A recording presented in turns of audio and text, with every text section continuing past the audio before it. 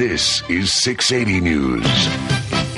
Hey, y'all watching this on 680news.com. This is 680's music reporter, Rudy Blair. You remember last year, American Idol? A certain somebody really shone throughout this competition. Even though he didn't win, oh my goodness, he won the hearts of Americans and Canadians as well. We're talking about Adam Lambert. He's here with the new album, For Your Entertainment. My friend, thanks for coming down to the 680 News Studios. Thanks for having me. I appreciate it. How does it feel with all this fame coming around you? In a way, people think it's overnight, but it's really not overnight, is it? Well, I mean, it's fast. Obviously, American Idol puts us on the map very quickly, and if it weren't for the show, I don't think I'd be sitting here talking to you right now. And it feels overnight in many ways, you know? My life has changed like 180 degrees, but the part that isn't overnight is that I've been working for something like this for the last 10 years living in Los Angeles. Did a lot of musical theater. I had a band. I've worked with different writers. I mean, I've been trying to make something happen. So who convinced you to do American Idol, or did somebody need to do that? Yeah, actually, I was feeling like I needed to branch out and create new opportunities for myself, and I had the fire under me to like make something happen.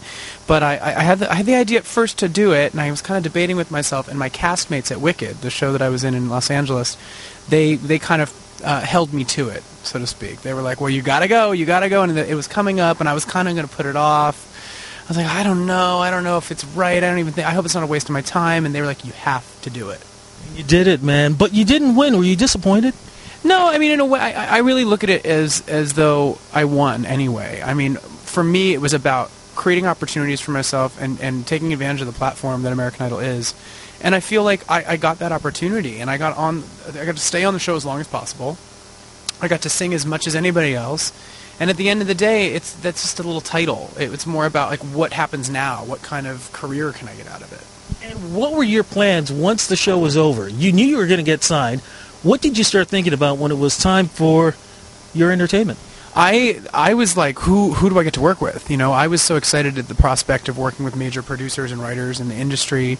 I got to work with Lady Gaga, Linda Perry, Ryan Tedder. The list goes on. There's amazing people that contributed to this album. Max Martin, Pink. It's nuts. Justin Hawkins from The Darkness. That's what I was. You know, I interviewed him like God when The Darkness was out. So when I saw his name down on there, I was like, so finally I get to see what the heck he's up to these days. Yeah. And for me, I knew like we only had about 2.5, 3 months to put this album together. I did get the opportunity to write on a handful of tracks, but I knew that with that short of a time period, I wasn't going to be able to get involved in every song.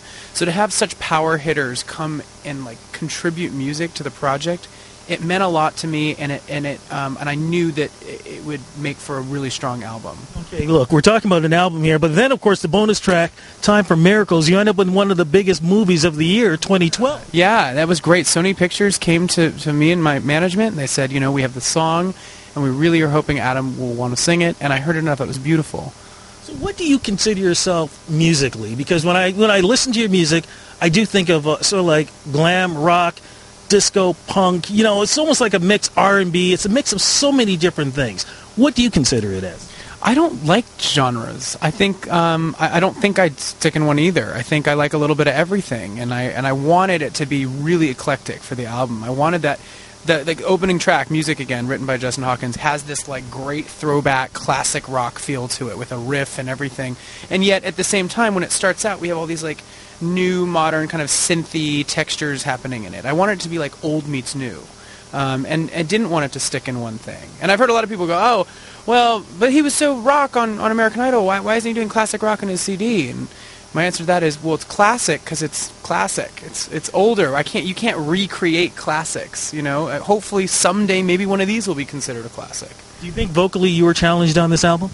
There are songs that are definitely more challenging than others. But the other thing that I wanted to make sure of on the album was that it didn't seem like I was trying to compete with other singers for each track.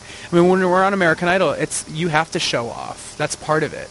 It was really important for me to not be like wailing at the top of my lungs on every single track on the album, because that wouldn't make for a strong album. Very true. Very true. But my friend, here you are, you got the album out, and you know where I'm going to go now. The whole controversy that happened look, I was here at 680 News covering the show, okay? Yeah. And I saw the performance on on the award show. Which feed did you see? Which version did you see? Let's put it this way, man. I saw the first version, then I went on YouTube and saw the real version, too. So, I mean, what did you think about all that before going into it, and then when you started hearing people talking about it afterwards? Well, going into it, a lot of it was staged, but the things that everybody took the most, notice of were things that kind of happened spur of the moment. They were kind of improvisational moments that happened on stage, and I didn't think anything of it. I was just kind of feeling the adrenaline and getting caught up in the moment, and I was interpreting a song that was about getting frisky, and so I did. But did you ever apologize? Because somebody told me you apologized, and I was like, I hope he didn't. No, I didn't apologize. I think in a roundabout way, I definitely said, look, I didn't mean to upset anybody. That wasn't my intention, but I don't feel like what I did was wrong. So, is that an apology? No.